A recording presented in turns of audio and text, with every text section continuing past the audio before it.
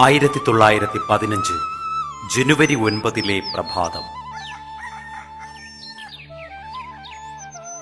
ബോംബെയിലെ അപ്പോളോ ബന്ദർ തുറമുഖത്ത് പതിവിലേറെ ആളുകൾ. ഒരു വിദേശ കപ്പലിന്റെ വരവും പ്രതീക്ഷിച്ചാണ് അവർ നിൽക്കുന്നത്. ആ കപ്പലിൽ ഒരു വിശിഷ്ട വ്യക്തി എത്തുന്നു. അദ്ദേഹത്തെ കാണാനും സ്വീകരിക്കാനും എത്തിയതാണ് അവർ. കപ്പൽ തീരത്തണഞ്ഞു. നീണ്ടുമെലിഞ്ഞ ഒരു മനുഷ്യൻ, തികച്ചും സാധാരണ വേഷത്തിൽ അദ്ദേഹം കപ്പലിറങ്ങി വേഗം നടന്നു വരുന്നു.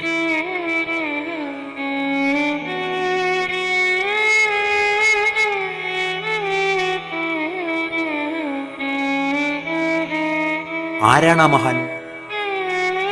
അതെ, ഗാന്ധിജി തന്നെ.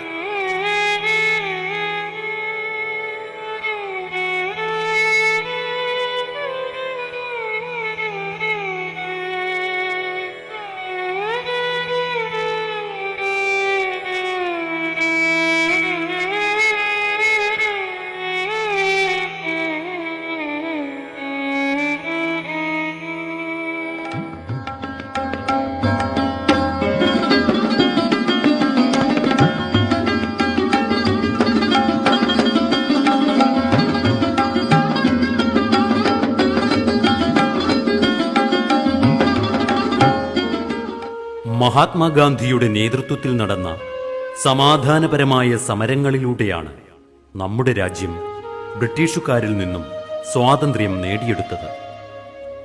ബ്രിട്ടീഷുകാരുടെ ജനദ്രോഹപരമായ നടപടികളാൽ ജനങ്ങൾ പൊറുതിമുട്ടിയിരുന്ന സമയത്താണ് ഗാന്ധിജി ദക്ഷിണാഫ്രിക്കയിൽ നിന്നും തിരിച്ചെത്തിയത്. കൊന്നും കൊല്ലിച്ചും ബ്രിട്ടീഷുകാർ ഇന്ത്യക്കാരെ ഭയപ്പെടുത്തി ഭരിക്കുകയായിരുന്നു. അപ്പോൾ ബ്രിട്ടീഷുകാരുടെ അതിക്രമങ്ങൾക്കും അനീതിക്കുമെതിരെ അണിചേരാൻ ഗാന്ധിജി ജനങ്ങളെ ആഹ്വാനം ചെയ്തു. പോരാട്ടങ്ങൾക്കായി അദ്ദേഹം സത്യഗ്രഹം പോലുള്ള പുതിയ സമരരീതികൾ സ്വീകരിച്ചു. സത്യഗ്രഹം എന്നാൽ സത്യത്തെ മുറുകെ പിടിക്കുക എന്നാണ് അർത്ഥം. തെറ്റെന്ന് തോന്നുന്ന ഒന്നിനെയും അംഗീകരിക്കരുത്, എതിർക്കുകയും വേണം. ഇങ്ങനെ എതിർക്കുമ്പോഴും അക്രമം കാട്ടരുത്, അഹിംസ കൈവെടിയരുത്. ഗാന്ധിജിയുടെ ലളിതമായ ജീവിതവും മധുരമായ സംസാരവും ഇവരെയും ആകർഷിച്ചു. സാധാരണക്കാരായ ജനങ്ങൾ അദ്ദേഹത്തിന് പിന്നിൽ അണിനിരന്നു. അങ്ങനെ അദ്ദേഹം ഇന്ത്യൻ നാഷണൽ കോൺഗ്രസിന്റെ നേതൃനിരയിലേക്ക് ഉയർന്നു. ഗാന്ധിജി നേതൃത്വം നൽകിയ ആദ്യ സമരം കർഷകർക്കു വേണ്ടിയായിരുന്നു. ബീഹാറിലെ ചമ്പാരൻ ഗ്രാമത്തിലെ കർഷകർ വലിയ കഷ്ടപ്പാടിലകപ്പെട്ടിരിക്കുകയായിരുന്നു. അവർ കൃഷി ചെയ്യുന്ന ഭൂമിയുടെ കുറേ ഭാഗത്ത് നീലം കൃഷി ചെയ്യാൻ ബ്രിട്ടീഷുകാരായ തോട്ടമുടമകൾ നിശ്ചയിക്കുന്ന വിലയ്ക്ക് അവ വിൽക്കാനും കൃഷിക്കാർ നിർബന്ധിതരായി. പിന്നീട് അവരിൽ നിന്നും അധിക നികുതിയും ഈടാക്കി. എതിർക്കുന്നവരെ കഠിനമായി ശിക്ഷിച്ചു. വിളവെടുപ്പ് കഴിയുന്തോറും കൃഷിക്കാർ കടത്തിൽ മുങ്ങിത്താണു. ഇവരുടെ ദുരിതങ്ങളും പ്രയാസങ്ങളും അറിഞ്ഞ് ഗാന്ധിജിയും അനുയായികളും ചമ്പാരൻ ഗ്രാമത്തിലെത്തി.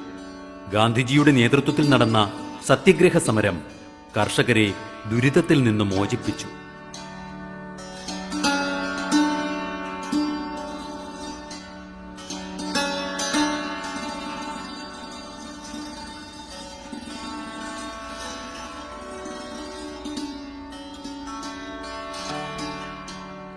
ആരെയും അറസ്റ്റ് ചെയ്ത് വിചാരണ കൂടാതെ എത്ര കാലം വേണമെങ്കിലും തടവിൽ വയ്ക്കാൻ സാധിക്കുന്ന നിയമം ബ്രിട്ടീഷുകാർ കൊണ്ടുവന്നു. ഇതിനെതിരെ ഗാന്ധിജി നടത്തിയ സമാധാന സമരങ്ങളെ അവർ അടിച്ചമർത്തി ഗാന്ധിജിയെ അറസ്റ്റ് ചെയ്തു.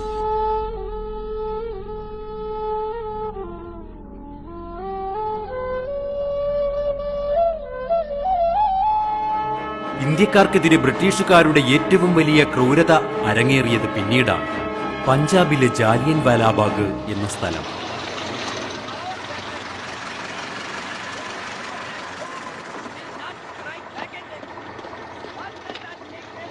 വലിയ കെട്ടിടങ്ങളാൽ ചുറ്റപ്പെട്ട ഒറ്റ പ്രവേശന മാർഗം മാത്രമുള്ള ഒരു മൈതാനം. അവിടെ ബ്രിട്ടീഷ് നടപടികൾക്കെതിരെ പ്രതിഷേധിക്കാൻ ഒരു സമ്മേളനം നടക്കുകയാണ്.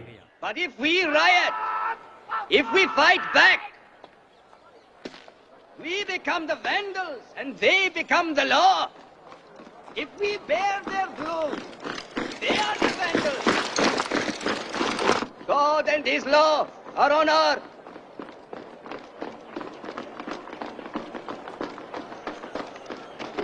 Captain! Right and left! Start!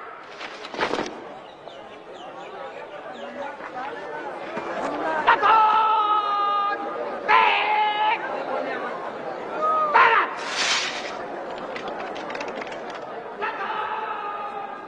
Back! Jump! Front right! Kneeling! Position! We must have the courage to take their anger. Hamilton, Major. Going forward and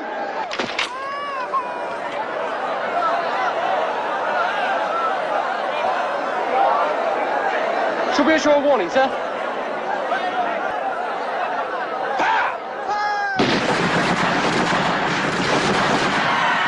പെട്ടെന്നാണ് വെടിയൊച്ച കേട്ടത്. ഒന്നിനു പിറകെ മറ്റൊന്ന്. തുരുതുരെ വെടിമരുന്നുശാലയ്ക്ക് തീ പിടിച്ച പോലെ പരിഭ്രാന്തരായ ആളുകൾ പരക്കം പാഞ്ഞു. വെടികൊണ്ടും തിരക്കിൽപ്പെട്ടും നൂറുകണക്കിന് ആളുകൾക്ക് ജീവൻ നഷ്ടപ്പെട്ടു. മുറിവേറ്റവർ അതിലേറെ. ഇന്ത്യൻ മനസാക്ഷിയെ നടുക്കിയ ഈ ദുരന്തം നടന്നത് 1919 ഏപ്രിൽ 13-ാം തീയതിയായിരുന്നു. ജാലിയൻ വാലാബാഗ് സംഭവം എന്ന് ചരിത്രത്താളുകളിൽ ഇത് എഴുതപ്പെട്ടു.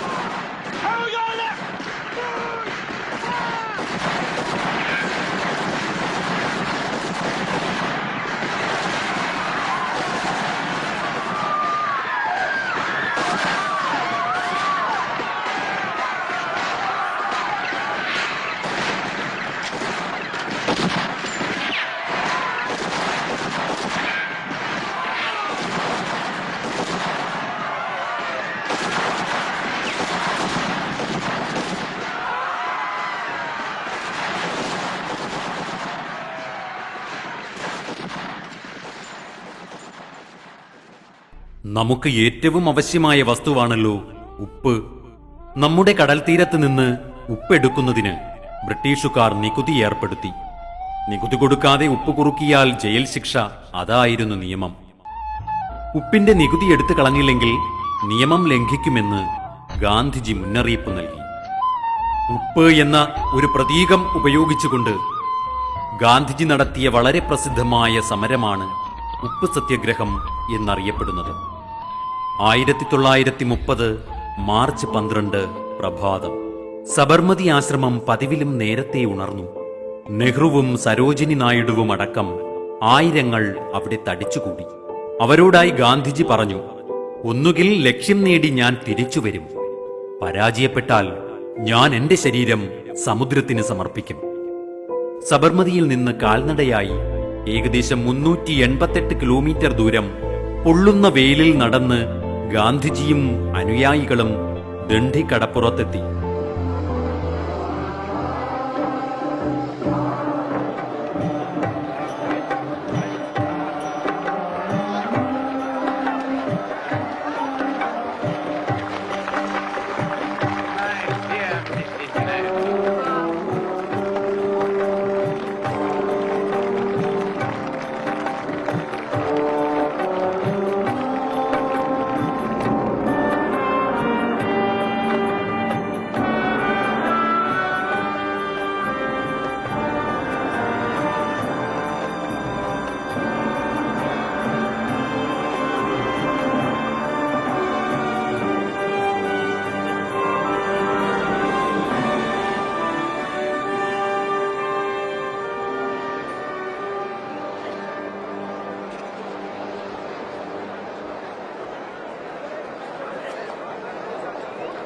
ജനങ്ങൾ നോക്കി നിൽക്കെ അദ്ദേഹം ഒരു പിടി ഉപ്പ് വാരിയെടുത്ത് വലം കൈ ആകാശത്തേക്ക് ഉയർത്തിപ്പിടിച്ചുകൊണ്ട് പറഞ്ഞു, ഈ ഒരു പിടി ഉപ്പ് ശക്തിയുടെ പ്രതീകമാണ്.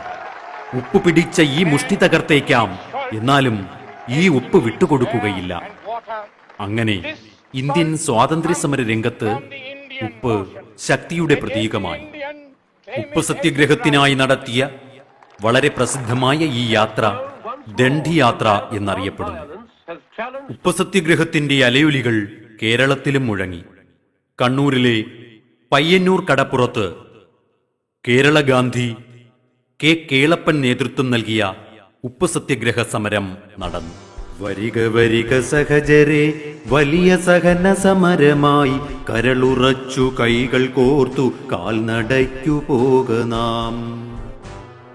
വരിക വരിക സഹജരെ, വലിയ സഹന സമരമായി കരളുറച്ചു കൈകൾ കോർത്തു കാൽനടയ്ക്കു പോകനാം. കൺതുറന്നു നോക്കുവിൻ, കൈകൾ കോർത്തിറങ്ങുവിൻ, കപടകുടില ഭരണകൂടമിക്ഷണം തകർക്കനാം.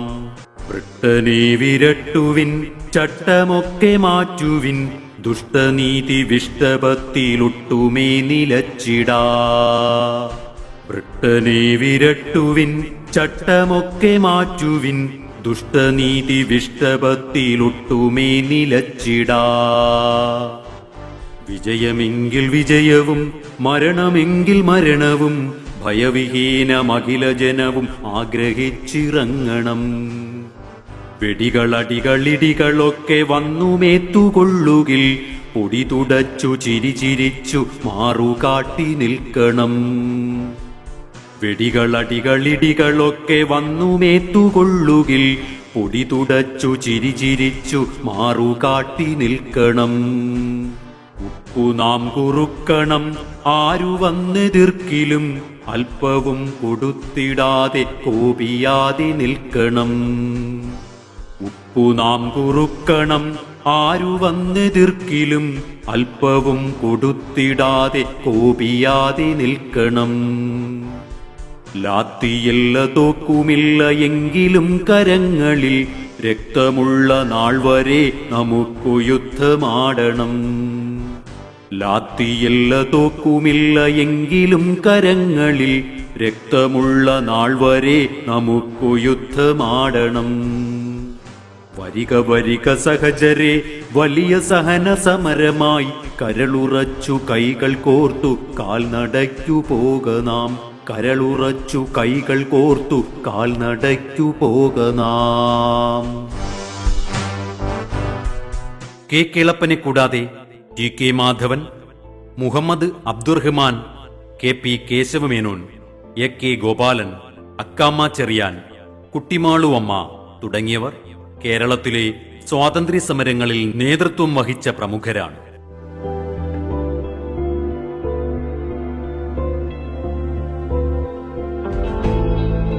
1942 ബോംബെയിൽ നടന്ന കോൺഗ്രസ് സമ്മേളനത്തിൽ ജവഹർലാൽ നെഹ്റു ക്വിറ്റ് ഇന്ത്യ പ്രമേയം അവതരിപ്പിച്ചു. സ്വാതന്ത്ര്യത്തിനു വേണ്ടിയുള്ള അന്തിമ സമരത്തിന് ഗാന്ധിജി ആഹ്വാനം ചെയ്തു. നമുക്ക് അവസാന സമരത്തിനൊരുങ്ങണം. ഇക്കഴിഞ്ഞ എല്ലാ സമരങ്ങളെയും പിന്നിലാക്കുന്ന ഉഗ്രസമരം. ഇതുവരെ നാം സൗമ്യമായ രീതിയിലാണ് സമരം ചെയ്തത്. ഇനി കാര്യങ്ങൾ എത്രയും വേഗത്തിൽ നീക്കാമോ അത്രയും വേഗത്തിൽ നീക്കണം. ക്വിറ്റ് ഇന്ത്യ, ഇന്ത്യ വിടുക എന്ന മുദ്രാവാക്യം ഈ സമരത്തിന് ആവേശമായി. പ്രവർത്തിക്കുക അല്ലെങ്കിൽ മരിക്കുക എന്ന ഗാന്ധിജിയുടെ സമരാഹ്വാനം ജനങ്ങൾ ഏറ്റെടുത്തു. വിദ്യാർത്ഥികൾ ഉൾപ്പെടെ ജനങ്ങൾ ഒന്നടങ്കം സമരത്തിനിറങ്ങി. ആഗസ്റ്റ് 9 നാം ക്വിറ്റ് ഇന്ത്യ ദിനമായി ആചരിച്ചു വരുന്നു. ഗാന്ധിജിയുടെ ജന്മദിനമായ ഒക്ടോബർ 2 ലോക അഹിംസാ ദിനമായി ഐക്യരാഷ്ട്രസഭ പ്രഖ്യാപിച്ചു. ഇത് മഹാത്മാഗാന്ധിയുടെ അഹിംസാ സന്ദേശത്തിന് ലോകം നൽകിയ അംഗീകാരമാണ്. ഇന്ത്യൻ സ്വാതന്ത്ര്യത്തിനു വേണ്ടി ധീരമായ പോരാട്ടങ്ങൾ നടത്തിയ നിരവധി നേതാക്കൾ നമുക്കുണ്ട്. ജവഹർലാൽ നെഹ്റു, സർദാർ വല്ലഭായ് പട്ടേൽ, ബാലഗംഗാധര തിലക്, സുഭാഷ് ചന്ദ്രബോസ്, ഗോപാലകൃഷ്ണ ഗോഖലെ, ഭഗത് സിംഗ്, സരോജിനി നായിഡു, ഖാൻ അബ്ദുൽ ഗാഫർ ഖാൻ, ഡോക്ടർ എസ് രാജേന്ദ്ര പ്രസാദ്, മൗലാന അബ്ദുൽ കലാം ആസാദ് തുടങ്ങിയവർ ആ ദേശസ്നേഹികളിൽ ചിലരാണ്. ഇതുപോലുള്ള നിരവധി ധീരദേശാഭിമാനികളുടെ ത്യാഗപൂർണമായ സഹനസമരങ്ങളുടെ ഫലമായി 1947 ആഗസ്റ്റ് 15 ഇന്ത്യ സ്വതന്ത്രയായി. നിരവധി സഹന സമരങ്ങളിലൂടെ നേടിയെടുത്ത ഈ സ്വാതന്ത്ര്യം കാത്തുസൂക്ഷിക്കേണ്ടത് ഭാരതീയരായ നാം ഓരോരുത്തരുടെയും കടമയാണ്.